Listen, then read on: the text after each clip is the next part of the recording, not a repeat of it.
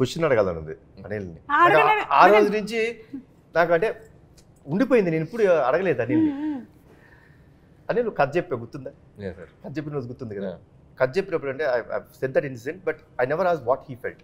కథ చెప్పారండి, లిటరల్లీ వెళ్ళి హక్ చేసుకొని నువ్వు అంటే కొన్ని చెప్పకూడదు, you will be a next level director, చాలా బాగుంది కానీ నేను ఈ సినిమా చేయను అనిల్ అన్న. అప్పుడు నీ మైండ్లో ఏంటి ఫీలింగ్ చెప్పు? అప్పటికి వెంకీ హాసన్ రాయలేదు. సో వెంకీ హాసన్ రాస్తే ఒక 100 వెంకీ హాసన్ వేసుకోవాలి. సో నాకు ఫస్ట్ పడ్డది ఏంటంటే జర్క్ అయ్యా నేను. ఫస్ట్ కళ్యాణ్ గారు నేను మిమ్మల్ని ఒక సూపర్ స్టార్ లాగా ఊహించుకొని మీరు నా స్టార్ అనుకొని చెప్పి నేను పటాస్ ఖర్చు చెప్తే నేను ఇది చేయనని చెప్పారు. ఫస్ట్ నన్ను ఒక బ్రహ్మానందం గారు గిఫ్ట్ వేసుకోండి ఇలా ఉంటుంది ఒక చిన్న అని బయటకు వెళ్ళాను.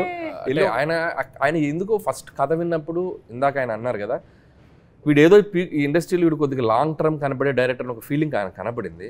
సో అదే కాన్ఫిడెన్స్ తోటి సరే ట్రై చేద్దాం ఉన్నారు. అండ్ ఇక్కడ నాకు ఒకటి లైఫ్ టైం గ్రాటిట్యూడ్ ఉండాలి కళ్యాణ్ గారికి. నేను నువ్వు చేసుకునే కథకి హీరో నేను, నువ్వు ఈ సినిమాతోనే డైరెక్టర్గా పరిచయం అవుతావు.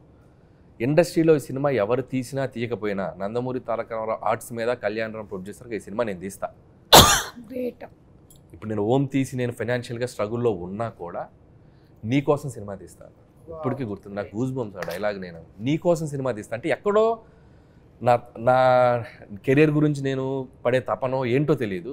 ఒక డైరెక్టర్ నీడు ఒక ఇండస్ట్రీకి ఇద్దాం అనుకున్నాడు ఏంటో, ఆయన మైండ్ సెట్ ఎలా ఉందో నాకు తెలియదు.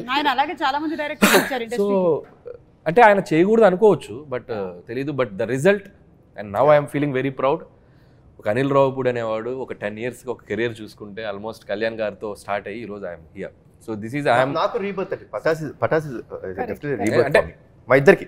బట్ మోర్ దాన్ గ్రాటిట్యూడ్ నేను ఉండాలి ఆయనకి. ఎందుకంటే సో నేను కళ్యాణ్ గారి ప్రొడక్ట్ అని చెప్పుకుంటాను.